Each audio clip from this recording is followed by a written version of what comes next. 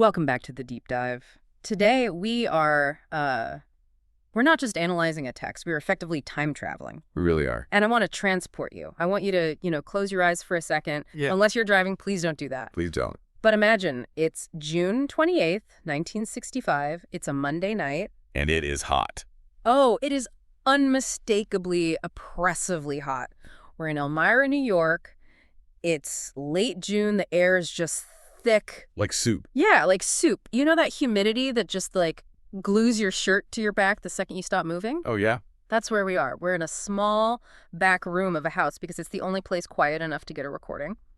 And there are three figures in this story. Three very different figures. Exactly. First, there's Robert Butts. He's sitting there scribbling notes like crazy in his own shorthand, and he is just melting. He's miserable. Completely miserable, sweating, Yeah. uncomfortable, probably wishing he was literally anywhere else. And then there's Jane. Jane Roberts. And she's cool, she's calm, pacing the room. She's in this deep trance state, eyes kind of closed or looking past the walls. And speaking in a voice that is definitely not her own. Deeper, more resonant, yeah. Mhm. And it's like the sweltering heat just doesn't apply to her. And, of course, the third figure. Her. The voice speaking through her. Oh, Seth. Seth. Exactly. The energy personality essence known as Seth. And what we are diving into today is session 165 from the early sessions, book 4 of the Seth Material. Mhm. Now, before we get into, the mechanics of the soul, and trust me, we're going deep into the nuts and bolts today, we need to get the housekeeping out of the way. Right. This deep dive is distributed free of charge on all major platforms for educational purposes. Right. Our goal here is just to analyze, to explore, and facilitate a conversation about these documents. We aren't here to preach anything. Nope. Just to unpack what is, arguably some of the most fascinating metaphysical material of the 20th century. For sure. So let me ask you this to kick us off. When I say the word personality, what pops into your head? A list. Usually a checklist. Right. Most people think of a checklist. I'm funny. I'm grumpy in the mornings. I'm an introvert. I'm an ENFJ. Yeah, that one. You think of it as a thing you have, like a possession. This is my personality. Sure. This is my car. It's the static image of who you are. The avatar you present to the world. It feels solid. Like a statue. A statue carved out of marble, yeah. But what if, and this is the whole hook for today, what if your personality isn't a thing at all? Oh. What if it's something you do? A verb, not a noun. Exactly. And what if deep down, your biological cells are smarter and way more open-minded than your intellect is? That is the crux of session 165. We're looking at the mechanics of consciousness, the total illusion of time as we know it, and why getting sick or even developing what we call a neurosis might actually be a creative survival strategy. And we have to talk about the trees. Oh, we will definitely get to the fearless trees. These fearless trees, I love that. That is one of the most beautiful and honestly kind of chilling images in the whole session. Okay, so let's set the mission. We are exploring Seth's view on the nature of human personality, its relationship to our biology, and this weird artificial construct we call time. And I think it's crucial to remember the context here. This is 1965. Right. Psychology is still very much in a Freud and Jung box. Behaviorism is huge. This idea that we're just biological robots responding to stimuli. And here comes Seth. And here comes this personality, channeled through a writer in upstate New York, just completely dismantling the idea of a fixed self. So let's unpack this first big pillar, the fluidity of personality.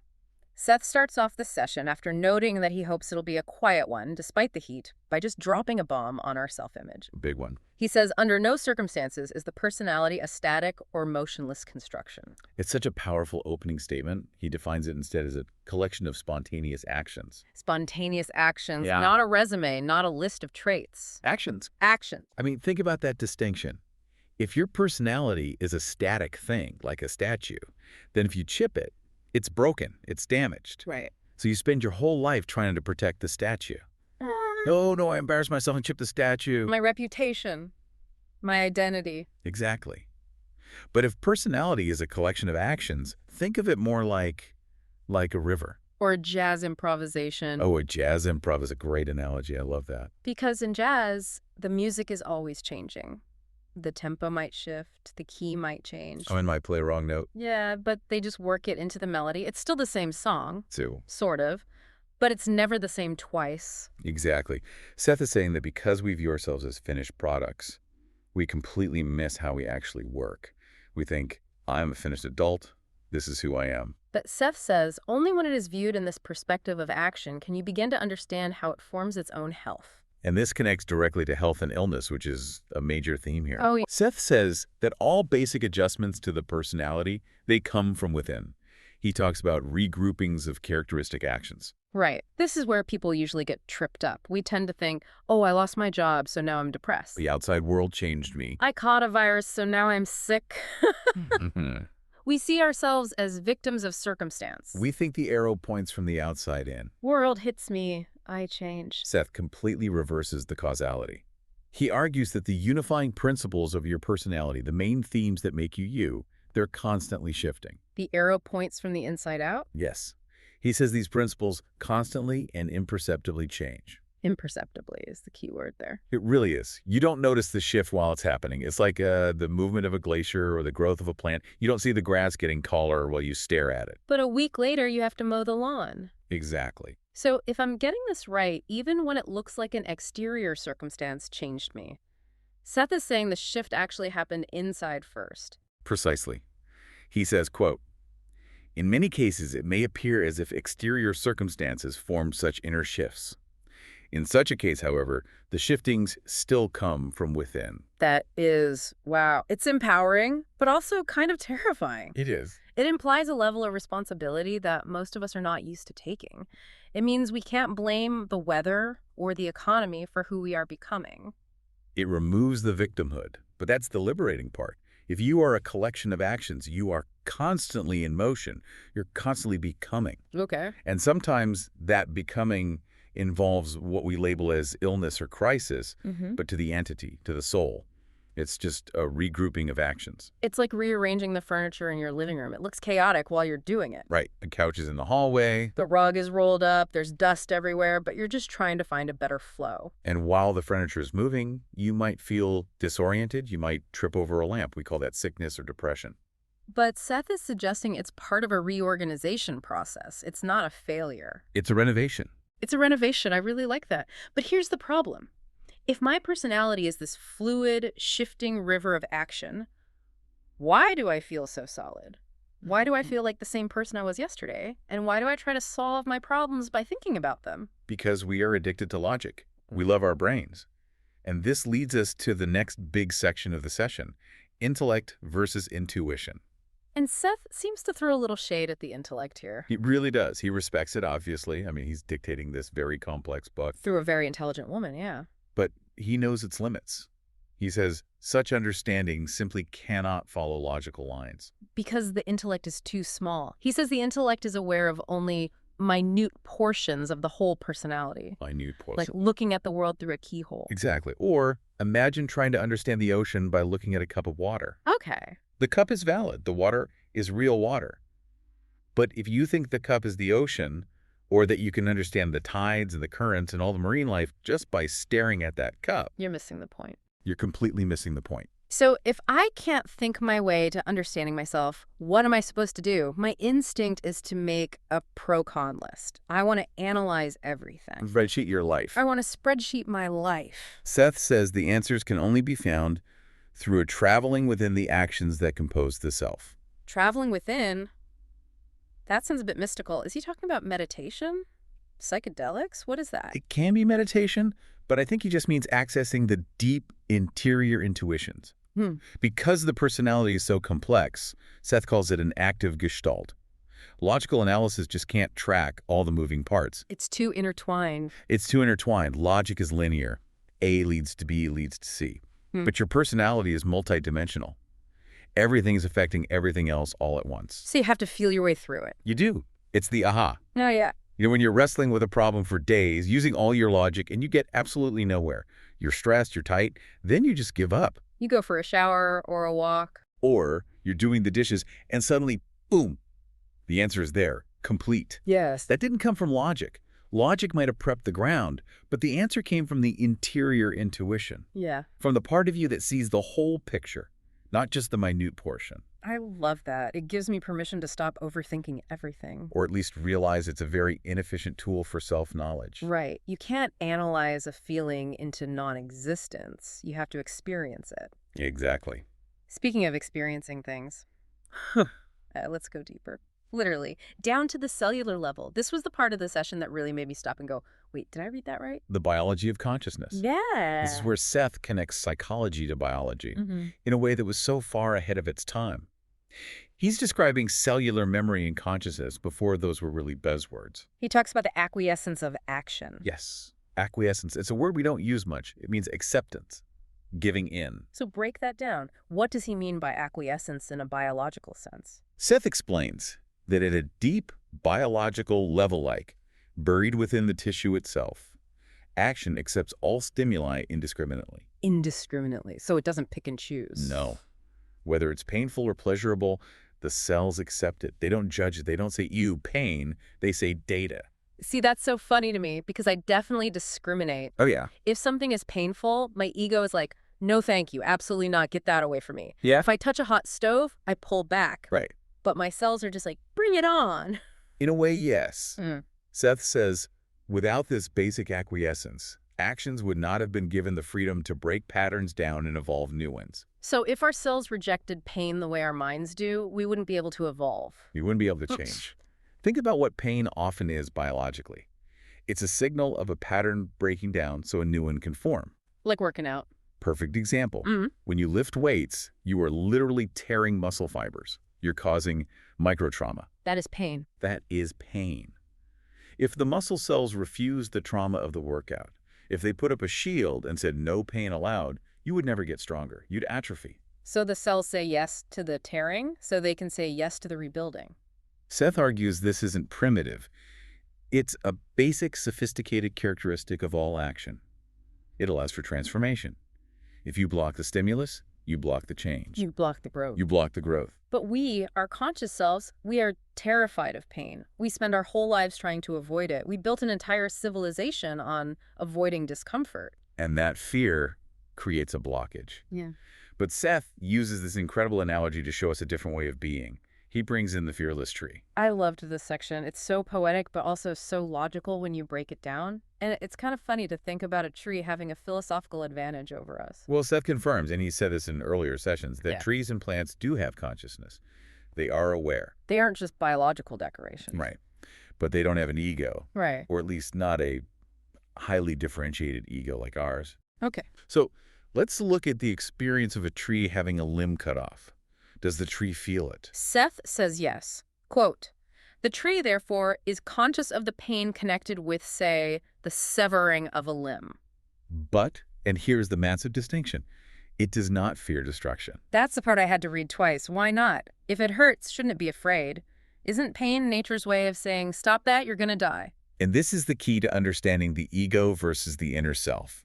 The tree doesn't fear because it feels itself as a part of continuing action. Continuing action. It says it sees or feels itself as a part of continuing action. And because of this inner atomic knowledge, it does not fear destruction. Inner atomic knowledge. That sounds like something out of a sci-fi novel. The atomic knowledge of the pine. It just means the knowledge isn't learned. It's built into its very atoms. The tree knows it will just change form. Right. It knows its identity is within the action of growing, living, dying, decaying, becoming soil, becoming new life. It identifies with the process, not the form. Whereas I identify with the form. I identify with me. With my face, my name, my job. Exactly. The tree doesn't have an ego standing there screaming, "But what about me? I'm a pine tree. I have a name. I was going to be a coffee table one day." Right. I had plans. I was going to grow taller than the oak next door. He's such a jerk. The tree doesn't have that narrative. It fights for survival. It tries Yeah. to heal the wound. It sends sap to the cut. But it doesn't have the existential dread of non-existence. Because it knows non-existence is impossible. Yes, because the existential dread comes from the ego. The ego. The ego is obsessed with its own permanence. Yeah. The ego thinks, if this body dies, I stop existing. The lights go out. Game over. But the deep self, like the tree, knows better. It knows its energy, and energy cannot be destroyed. It really puts our anxiety in perspective. We're scared of future because we think we're going to vanish. The tree is just like, whatever, I'm part of the dance. The tree is chill. The tree is the ultimate Zen master. This transitions us perfectly to the star of the show, or maybe the villain of the show, depending on how you look at it. The ego. Seth has a very specific definition of the ego in this session. It's not the Freudian definition exactly. It's more functional. He calls it the front man. Yes. Quote, the ego acts as a front man, so to speak, an organized and disciplined agent to deal with physical environment for the whole personality. I love the frontman analogy. It makes me think of a rock band. The lead singer is the frontman. Yeah. He handles the crowd, he does the interviews, he looks good on the album cover. But he's not the whole band. He didn't write the bass line. Or think of a bouncer at a club. Okay, let's go with the bouncer. I like that better. The whole personality is the club. It's wild inside, it's diverse. There are strange things happening in the back rooms, loud music, chaos, creativity. Smoke and lasers. Smoke and lasers, that's the subconscious, that's the inner self. And the ego is the guy at the door with the clipboard. In the tight black t-shirt. Of course. Let's call him Gary. Gary the ego. I like it. So Gary is deciding who gets in and who gets kicked out. He's watching the street. He's dealing with the police, the noise complaints, the physical reality of the sidewalk. He's dealing with physical reality, and that's a tough job. It is. The ego is a tool, a necessary one. Without Gary the ego, you'd be overwhelmed by the sheer chaos of all that data. You couldn't function. You couldn't drive a car, you couldn't hold a conversation. If you felt everything your inner self feels all at once, you'd be hallucinating constantly. So Gary filters it down. He focuses it. He says, look at this table, look at this clock. Ignore the spirits, ignore the telepathy, ignore the cellular memory. Just look at the clock and get to work on time.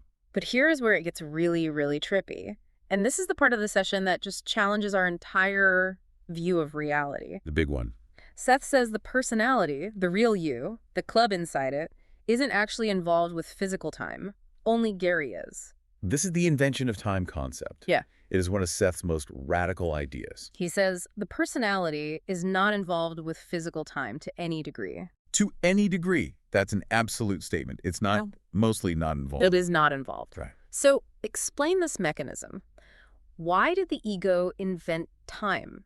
If time isn't real in the grand scheme, why do we experience it so rigidly? Why am I aging? Seth says the physical time idea is a product of the ego's tendency to make finer distinctions. The ego needs to classify and categorize. It needs a filing system. It is literally a filing system. It gives permanence to its own sensations. If everything happened at once, the ego couldn't function as that disciplined agent. It needs sequence to navigate the physical world. You can't walk through a door if you're experiencing the door being built, the door standing, and the door rotting all at the same moment. Exactly. You need the sequence. Open door, walk through, closed door. So the ego creates past, present, and future to organize the data. Right. It creates a timeline. But the inner self, the whole personality, the club inside, doesn't have that filing system. Yeah. And this has huge consequences for our psychology. Seth says it is obvious, of course, that the personality system will react to stimuli that seem, to the ego, to be far divorced in time. Meaning the past isn't past. He explicitly says, the personality may react to a stimuli in the present that occurred originally 20 years ago. Okay, let's just pause on that, because that explains so much about human behavior. So, to my inner self, that embarrassing thing I did in 3rd grade, or that trauma I suffered when I was 10, isn't a memory. It's happening right now. Right now. In terms of emotional charge and energetic reality. Yes. Yes. To the inner self, it's all one big now W. Imagine a vertical stack of records playing all at once, not a horizontal line of songs playing one after another. That explains triggers. You know, when someone says something tiny to you and you just explode and you think, why am I so angry about this? Exactly. The ego says, get over it. That was 20 years ago. You're an adult now. But the inner self says, what do you mean? It's right here. The fire is still burning. The rejection is happening now. So the ego, Gary, is trying to manage this massive, timeless ball of energy by slicing it up into days and minutes. Okay, we'll deal with that on Tuesday. And usually that's a good thing. Seth says, in most circumstances, the arrangement is an excellent working operation. It allows us to function. To build civilization. Usually, but not always. Not always. And this is where we get into neurosis. This is where the front man goes rogue. This is where Gary the bouncer loses his mind. When the front man becomes a tyrant. Seth defines neurosis in a really mechanical way here. It's not about mother issues or chemical imbalances in this context. It's about the ego doing its job too well. Seth says neurosis happens when the ego carries its categorizing tendency too far. It stops just filtering and starts blocking. It's rejecting whole areas of significant action. The ego gets scared, It looks at the inner self, the club, and sees something it doesn't understand. Like a strong sexual impulse or a burst of aggression. Or a deep intuition that contradicts logic. And the ego says, whoa, that's too weird, that's too intense, that threatens my stability, that threatens the filing system. So it slams the door. It becomes a warden. Quote, a warden, imprisoning the main expressive urges of the deeper self. That's such a visceral image. The ego locking up parts of your own soul because it's afraid of them. It's self-imprisonment. And Seth defines neurosis specifically as this blockage. It is this rejection on the ego's part that is the basis for so-called neurosis in many cases. It's not that the subconscious is bad or dark. It's that the flow is stopped. It's a traffic jam. Imagine a river again. If you build a dam, that's the ego, and you don't let the water flow, the pressure builds. The water gets stagnant. Or worse, It bursts the and dam. when it bursts, Yeah. or when the pressure gets too high, you might get what Seth calls a secondary personality. This was the most surprising part of the text for me. Usually when we hear about split personalities or dissociative identity disorder, we think of horror movies. Right, we think of something terribly wrong. Fragmentation, shattering. But Seth, he kind of defends them. Or at least he sees the utility in them. He reframes them.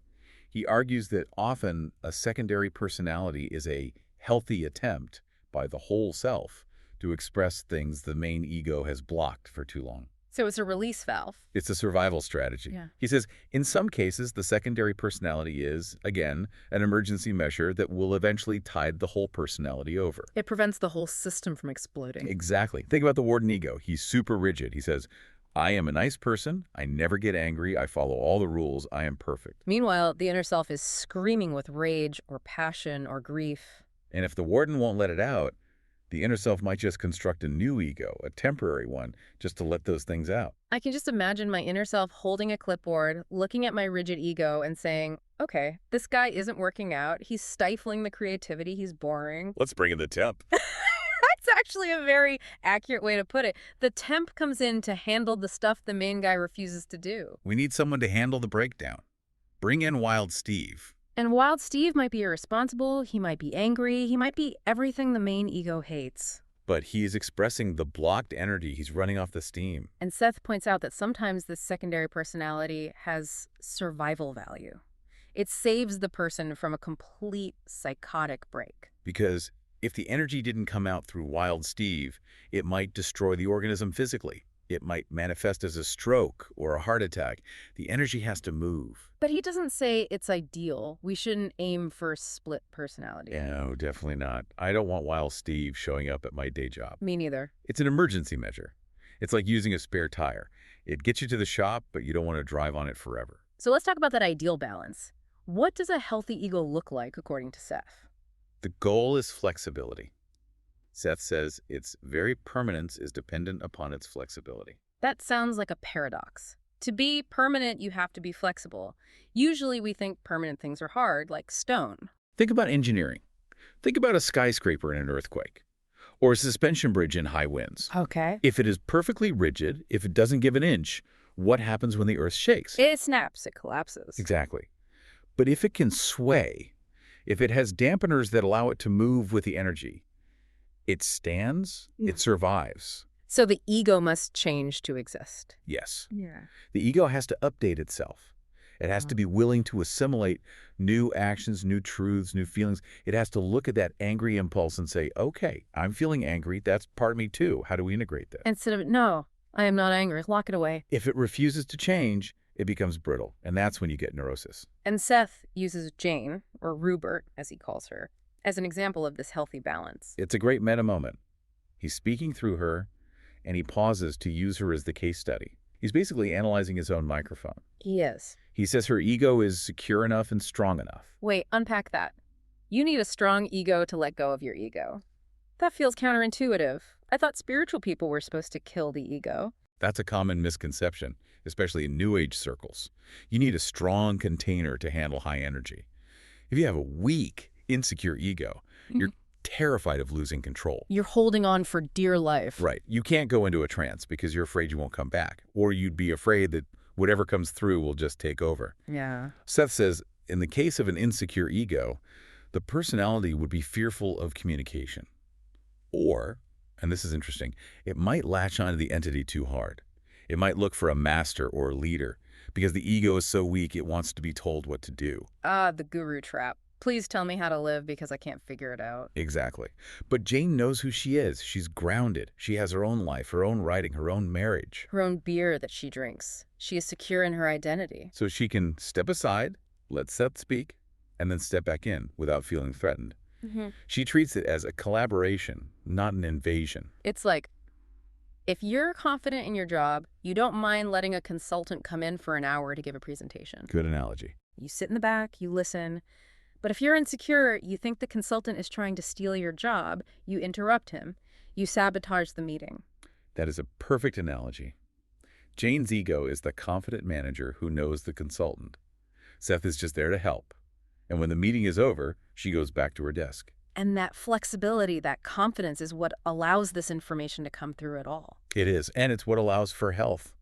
A flexible ego allows the regrouping of actions to happen without panic. Right. When you get sick, a flexible ego says, okay, my body's doing something, I'll rest, I'll listen. A rigid ego says, I don't have time for this. This is a failure. I must suppress this symptom immediately. And in suppressing it, you block the healing. You block the message. Man, there is so much here. We've covered biology, psychology, metaphysics. My brain is officially full. It is. But that's why we do the deep dive. We like to fill the brain until it spills over. So as we wrap up this exploration of session 165, let's try to crystallize this. Let's recap the big takeaways. Sure, let's do it. Takeaway 1, personality is a verb. It's not a thing you have. It's an action. You're not a statue. You're a jazz song. Takeaway 2, health is an inside job. Health and illness are internal regroupings of that energy. They start from the inside out. Takeaway 3, intuition over intellect. Logic is a tiny flashlight in a big dark room. To really know yourself, you need to travel within. Takeaway 4, be like the tree. Your cells are fearless. It's the ego that introduces fear because it's obsessed with time and permanence. Be the pine. Takeaway 5, time is a filing cabinet. The ego invented it to manage physical reality. The real you lives in a timeless now. And finally, takeaway 6, flexibility is survival. Neurosis is just the ego trying to be a warden. The cure is flexibility. It really makes you look at your own mind differently. I keep thinking about that frontman idea. It's a powerful tool for self-reflection. The next time you feel resistance or fear, ask yourself, is this me? Or is this just the frontman Gary freaking out because he can't find a file for this? Right. Is Gary the bouncer to kick out a guest that actually needs to be at the party? Exactly. Maybe that sadness or that anger or that weird creative impulse. Maybe it's the guest of honor. And here's the provocative thought I want to leave everyone with. If your ego is just a frontman, an employee you hired to handle physical reality, who is the you that hired him? That is the ultimate question. If the ego is the manager, who is the owner of the club, and what unifying principles are shifting inside you right now, this very second, that you haven't even noticed yet? Maybe that headache you have. Or that sudden urge to quit your job, or that strange dream you had last night. Maybe it's not a problem to be solved. Maybe it's a regrouping. A regrouping of action toward a new version of you. I love that. It makes the chaos of life feel purposeful. It's a hopeful way to live. It trusts the process. It really is. Now, we touched on some incredible stuff today, but we are only scratching the surface. This was just one session. One session out of hundreds. The Seth Material is vast. It's a labyrinth of insight. If you want to explore the nature of your own reality, and frankly, if you want to read the full description of the Fearless Trees, which is just beautiful writing, you have to study the books. Definitely. Go to the source. Don't just take our word for it. We're just the guides. The territory is in the books. You can find this material and so much more at sethcenter.com/the early sessions. We want to thank the New Awareness Network for publishing these works and keeping this knowledge alive. It's a resource that just keeps on giving. Yeah. Every time you read it, you find something new because you have changed. Because your action has regrouped. Exactly. So until next time, keep your ego flexible. And listen to yourselves. We'll see you in the next deep dive. Good evening. Good evening.